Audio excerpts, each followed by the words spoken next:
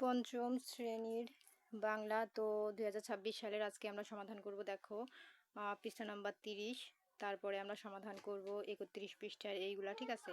তো পরবর্তীতে আছে পার্ট 6। তো পার্ট 6-এর ভিডিও আমি পরবর্তী ক্লাসে দেখাবো। আজকে আমরা পার্ট 5-এর ভিডিও করব, ঠিক আছে। তো 5 পার্টে যা যা আছে আমরা আজকে তাই সমাধান করব। তো দেখো 5 পার্টে কি আছে। এই যে দেখো 5 পার্টের নাম হচ্ছে ঠিক আছে সুকুমার বড়ুয়া। তো চলো 5 পার্টে দেখো আমাদের এখানে কি আছে। এই যে দেখো 29 পৃষ্ঠায় আমাদের এখানে রিডিং অর্থ আছে। তো অর্থের উত্তর কিন্তু এখানে এই যে দেখো দেওয়াই আছে, ঠিক আছে। তারপরে দেখো আমাদের 29-এর পরে এখানে 30 পৃষ্ঠায় দেখো আমাদের এখানে কি লেখা আছে।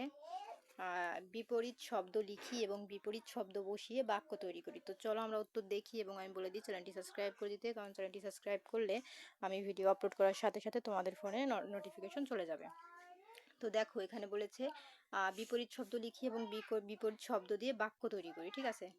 তো এখানে আছে শব্দর এই শব্দ দিয়ে আমরা এখানে একটা বিপরীত শব্দ লিখবো এবং সেই বিপরীত শব্দটাকে দিয়ে আবার আমরা এখানে একটা বাক্য লিখবো।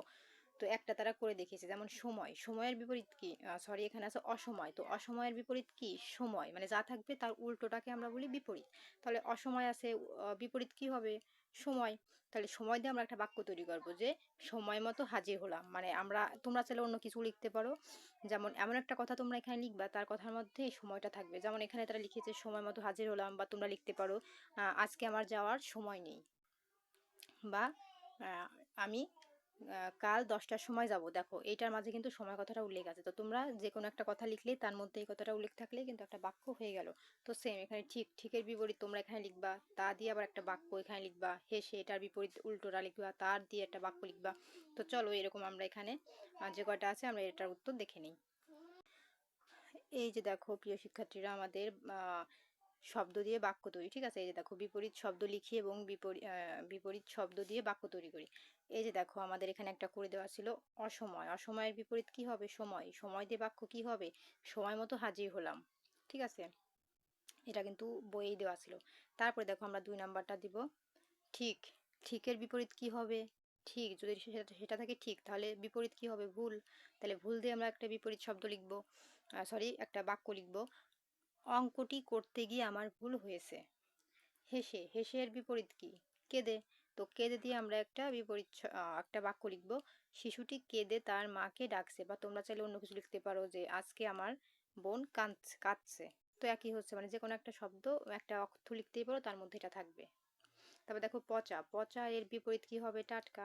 টাটকা দিয়ে আমরা একটা একটা বাক্য লিখবো। বাজার থেকে টাটকা সবজি কিনে আনলাম। তারপরে দেখো এখানে আছে ঢোকা। তো ঢোকা এর বিপরীত কি হবে, বের হওয়া। তো ক্লাসের পর ছাত্ররা কক্ষ থেকে বের হলো। ঢোকা মানে ঢোকা মানে কি, মানে তুমি হচ্ছে মনে করো একটা দরজা দিয়ে তুমি ঢুকতেছো, তাহলে কি ওটাকে ঢোকা বলে। তো ঢোকা মানে কি, এর উল্টো কি হবে, বিপরীত বের হওয়া। সে ঢুকতেছে আর একজন কি হচ্ছে, বের হচ্ছে, ঠিক বিপরীত। তো এটার দিয়ে বাক্য কি হবে, ক্লাসের পর ছাত্ররা কক্ষ থেকে বের হলো, ঠিক আছে। এই ছিল কিন্তু আমাদের সমাধান। তো দেখো আমাদের কিন্তু এটা কমপ্লিট। তো এটার পরে এখন আমি চলে যাব 2 নাম্বারে। তো দেখো 2 নাম্বারে আমাদের এখানে কি লেখা আছে, প্রশ্নের উত্তর বলিও লিখি। এখানে আছে মেহমান সব কথাতেই কি বলেন। তারপর আছে লোকটি সংসারে কি কি ঝামেলা আছে। কবিতাটি পড়তে কেমন মজা লাগে। কবিতাটি নিজের ভাষায় লিখি। তো চলো আমরা এই উত্তরগুলো দেখে নিই। তো দেখো এখানে আমাদের প্রশ্ন আছে মেহমান সব কথাতেই কি বলেন। উত্তর, মেহমান সব কথাতেই ঠিক আছে। তারপরে খ নাম্বার, লোকটির সংসারে কি কি ঝামেলা আছে। উত্তর, লোকটির সংসারে অনেক ঝামেলা। তার ছোট ভাইটি তাকে মানে না, বড় ভাইটি সবসময় খ্যাপা থাকে, মেজো ভাইটি কোনো বুদ্ধি নেই, আর তার স্ত্রী সবসময় ঝগড়া করেন, এমনকি ঘরে ঠিকমতো খাওয়াও চালও নেই। এখন দেখো আমাদের গ নাম্বারে লেখা আছে কবিতাটি পড়তে কেমন মজা লাগে। উত্তর, কবিতাটি পড়তে মজা লাগে কারণ এখানে মেহমান সব ধরনের খারাপ সংবাদ বা সমস্যার কথা শুনেও একইভাবে নির্বিকারভাবে ঠিক আছে বলে উত্তর দেন। এই অদ্ভুত এবং হাস্যকর আচরণের কারণেই কবিতাটি বেশ মজার। এখন দেখো ঘ নাম্বারে কি আছে। এই যে দেখো আমাদের এখানে ঘ নাম্বারে আছে কবিতাটি নিজের ভাষায় লিখি, মানে এই যে পার্ট 5-এর একটা গল্প আছে না, ওর মধ্য থেকে ওইটাকেই কবিতাটি নিজের ভাষায় লেখার কথা বলা হয়েছে। তো দেখো উত্তরে আছে, এক গৃহকর্তা তার মেহমানকে সংসারের অভাব এবং ভাই ও স্ত্রীর সাথে ঝামেলার নানা দুঃখের কথা শোনান।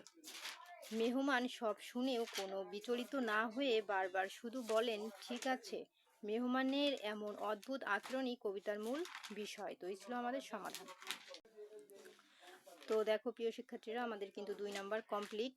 তো 2 নাম্বারের পরে আমাদের দেখো 3 নাম্বার একটা সুন্দর কথা লিখেছে। এখানে আছে, একটি বাক্য ভেঙে দুইবার বাক্য বানায়, মানে এখানে একটি বাক্যকে আমরা এখানে দুইবার বানাবো। যেমন একটা উদাহরণ তারা দিয়েছে, আমি মাঠে গিয়ে দেখলাম সবাই খেলছে। তো এরা একটা বাক্য তো এখানে দেওয়া আছে, আর একটা বাক্য দেখো এই যে দিয়েছে। ঠিক মানে এই একটাকেই একটু উলটপালট করে একটা বাক্য এই যে দেখো বানানো আছে। আমি মাঠে দেখলাম, আমি মাঠে গেলাম, দেখলাম সবাই খেলছে। আর এখানেও কিন্তু সেমই লেখা, একটু উলটপালট। এখানে বলেছে আমি মাঠে গিয়ে দেখলাম সবাই খেলছে, আর এখানে আছে আমি মাঠে গেলাম।